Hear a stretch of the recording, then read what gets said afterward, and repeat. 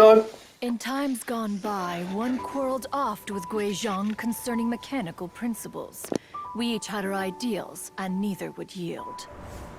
Under the pretext of a social gathering, one invited the impartial Rex Lapis to judge the quality of our creations. But Rex Lapis declared that Guizhong's Obscuro Vulpus mechanism was superior. Though one was too proud to acknowledge it, in one's heart, one knew that Guizhong was indeed the superior talent in the mechanical arts. As for the story between Guizhong and Streetward Rambler, that begins with a certain bell.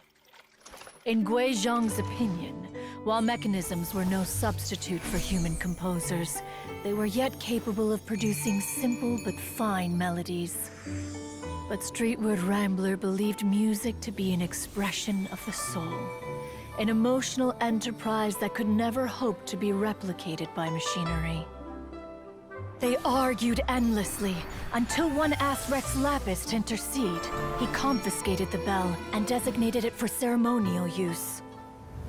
Thereafter, one would often find them convening in the mountains, discussing music, mechanics, and all the affairs of the mortal world. But these good times were not to last.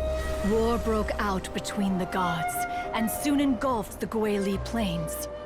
Guizhong was overpowered by the enemy, and fell in battle.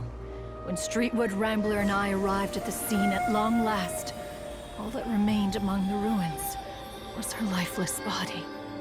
After this, at Streetward Rambler's request, Rex Lapis granted her the cleansing bell for safekeeping. To honor our friend's memory, one made a few finishing touches to her ballistic device. Many lantern rites have passed since then. Many greetings and goodbyes. Upon what do you gaze? The Guili Plains? No.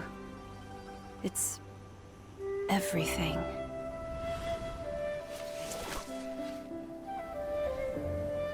We think of human life as like a lantern that's lit one minute and extinguished the next.